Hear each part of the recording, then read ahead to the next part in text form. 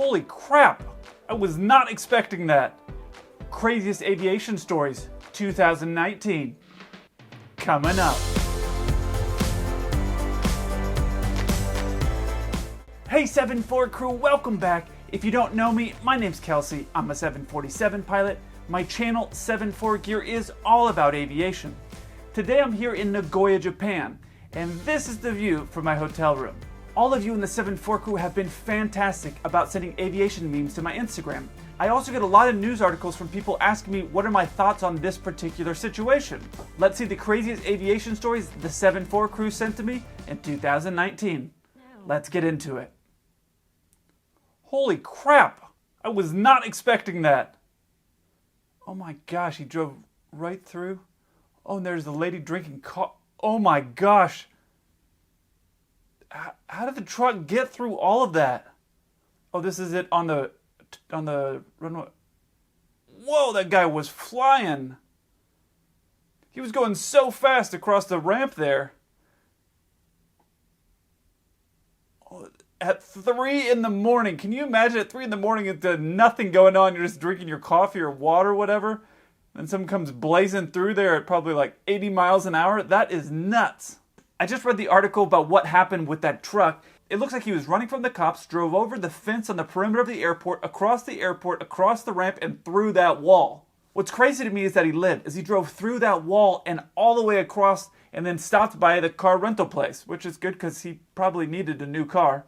Now I know GMC is not going to be using this video to promote the safety of their vehicle, but the fact that a vehicle can go through all that stuff and have the driver live is amazing. Who I feel really bad for is the lady that was behind the counter, drinking whatever she had there in her thermos, I guess some water or juice or something like that. I know at 3 in the morning when you're sitting there in an empty airport, it is so quiet and all you want to do is go to sleep.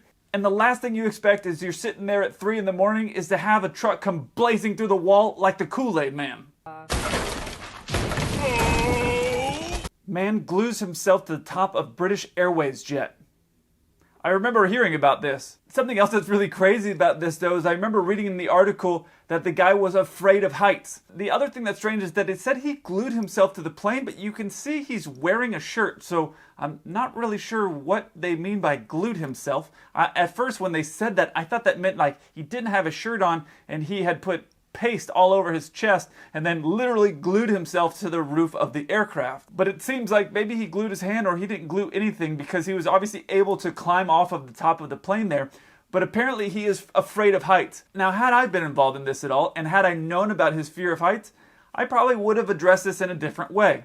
I would have went out there with a flight crew and said, hey man, we're about to take off, so that's fine, hang out. And then just got in and actually started to do things like the plane was going to push back and take off. And I'm sure he would have never thought of gluing himself to the top of an aircraft again. Am I evil? I don't feel evil. Mechanic disables navigation system. Oh man, I was actually in Miami when this happened. Basically, a mechanic wanted to disable the navigation system. So before the crew and everyone got on board, he went in and tinkered with something in the navigation system. I also remember reading in a statement somewhere that he said he didn't want to hurt anybody. And I don't really understand how you thought it was going to play out, a plane leaving from Miami, headed down to the Caribbean. I don't want to hurt anybody, I just want you all to get lost and run out of gas somewhere over the ocean. The thing is that most every commercial aircraft has a lot of redundant systems. So there's a lot of different checks and balances that happen before you even take off that we're doing and that the plane is doing on itself. So the fact that this mechanic tried to sabotage it is not really what concerns me. Mechanics truly are some of the most underappreciated people in the aviation industry, in my opinion. They're out there working in the hot and the cold and doing everything to protect everyone that's flying on the aircraft and us, the pilots, the entire crew. So they're really underappreciated for what they do for everybody. The thing that honestly scares me the most is this individual who's been working on aircraft for a number of years didn't understand the systems well enough to know that a check and balance was going to verify that this system was not functioning correctly and that the plane was not going to take off. That honestly is what concerns me more than anything. If you've worked on planes for 20 plus years, that is something that you should probably know. Come on, man! Drones close Heathrow Airport. Oh yeah, I know this happened at the end of last year and then again at the beginning of this year. This is actually just a couple of weeks after the Heathrow Airport was shut down for several days when a pilot was flying his drone over the airport. And I think it was something like over 1,000 flights got canceled in those few days that was there. And let's be honest, it was probably some 747 YouTuber trying to get some cool footage to grow his Instagram channel. You're so thirsty right now. Russian Soli. Oh, okay, there are two things that are really crazy about this. If you didn't read the story, some of them are calling this the Russian Soli. And again, no mention of the first officer, who hopefully didn't look anything like this. We lost our power!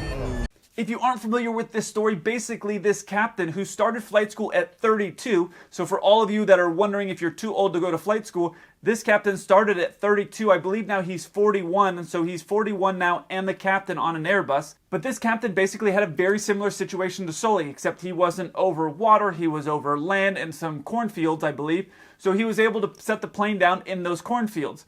The statistical likelihood of that type of thing happening again with not that many years apart is crazy. I imagine he's a super celebrity in Russia, kind of what like Soli is here in the US. A second really crazy part about this as well is just several days before that crash happened, I put out a video explaining why the airlines and engineers don't put meshes and grates in front of the engines of an aircraft to prevent birds from actually going in there. If you haven't seen the video where I explain why they don't put mesh and grates in front of those engines, I'll put a link to it right here. I look forward to hearing from you. Until then, keep the blue side up.